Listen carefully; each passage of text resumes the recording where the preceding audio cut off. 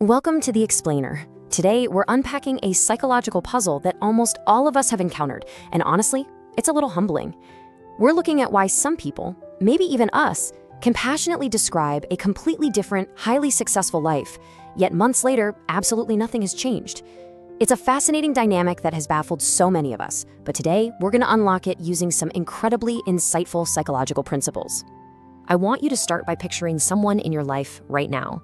Maybe it's that friend who constantly pitches the next $1 million app over coffee, or the guy who buys all the top-tier podcasting gear but hasn't hit record a single time. Or let's be totally honest here, maybe that person is you. You've got these clear, vivid goals. You can see the finish line. You genuinely believe you're highly capable of crossing it, but you just stay completely stuck in the planning phase. It's like you're constantly revving the engine, but the car never actually leaves the driveway. So why does this happen? Okay, let's dive into this because the absolute first thing we have to do is throw out our biggest assumption. Society usually assumes this is just pure laziness, right? Like a lack of drive. But psychology reveals something entirely different. It's actually a really complex psychological trap. Your own mind is setting up roadblocks that feel like genuine productivity, but are actually designed to keep you exactly where you are. It isn't laziness at all. It's a built-in self-preservation mechanism. According to the research, there are exactly 6 specific psychological traps that paralyze ambitious people. Let's unpack every single one of them. All right, trap 1, the illusion of progress. This is where we completely and fatally confuse simply thinking about our goals with actually making progress toward them. And it's an incredibly easy mistake to make because planning feels so productive. Buying the domain name for that business you'll never start feels productive. Color coding a spreadsheet feels productive. Actually, scratch that. It feels like a real accomplishment. But none of those things are the actual execution.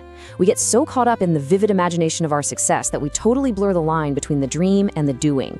And it all comes down to something called mental satisfaction. See, in psychology, simply imagining success gives your brain a very real sense of achievement. Your brain releases that reward chemical without you doing any of the hard work, which drastically reduces your urgency to take real action. You basically trick yourself into feeling like you've already crossed the finish line just by thinking about the race. Which feeds right into trap 2, being paralyzed by perfection.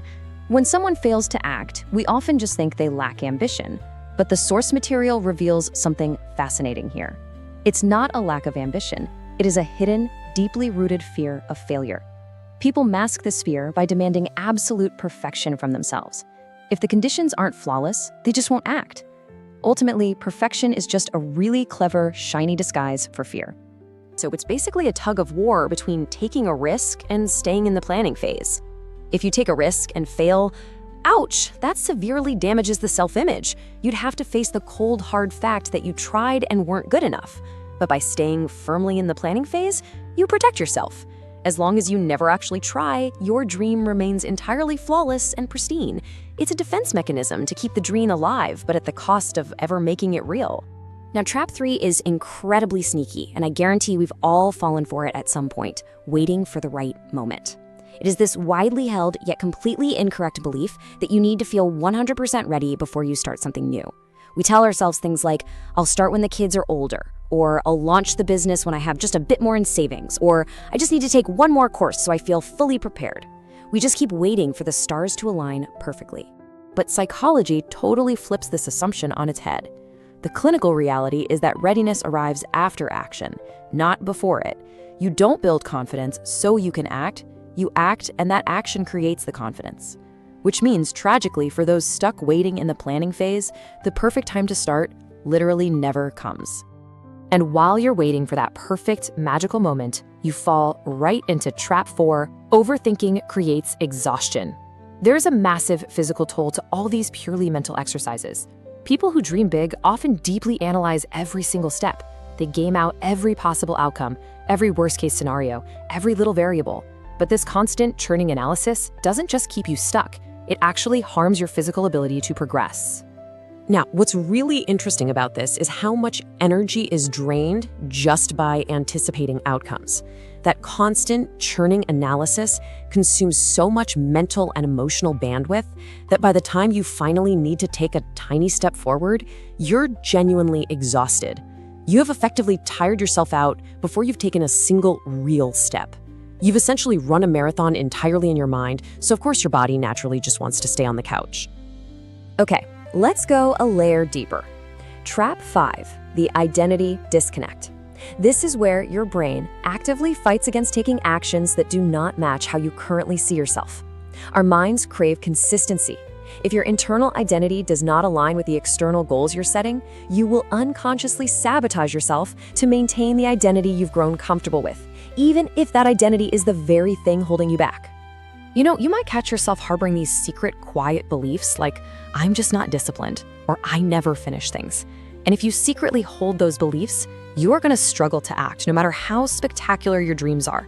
Why? Because taking real, consistent action requires the highly uncomfortable process of becoming someone different. You literally have to mourn the loss of your old, safe self to become the person who can actually achieve those big dreams.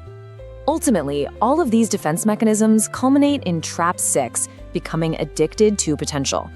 Talking about your future success feels amazing, right? It gives you this shiny new identity among your peers without you having to lift a single finger. It creates an instant sense of possibility. You essentially become addicted to the potential of who you could be rather than engaging with who you actually are. Because let's face it, unlike the thrill of dreaming, the reality of real progress is repetitive. It's slow, and it is highly uncomfortable. Dwelling in the realm of limitless potential just feels infinitely better than facing the messy reality of the slow grind. So instead of doing the hard, honestly boring work, people stay attached to the grand idea of future success. Because the fantasy is completely painless. So we've seen exactly how the mind exhausts us and gets us hooked on a fantasy.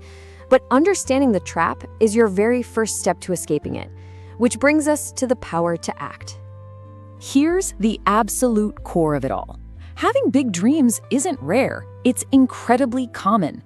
The real difference between dreaming and doing isn't inherent talent. It's not that successful people are somehow smarter or more gifted. It's simply the ability to act even when your mind is actively working against you. It's pushing through that illusion of progress, the fear of failure, the total myth of readiness, the exhaustion of overthinking, the identity disconnect, and that sweet addiction to potential. So I'll leave you with this vital question to chew on. Will you stay comfortably attached to the fantasy of who you could be? Or will you step into the uncomfortable reality and do the hard work to actually become them? The choice is entirely up to you. But hey, now you know exactly what's standing in your way.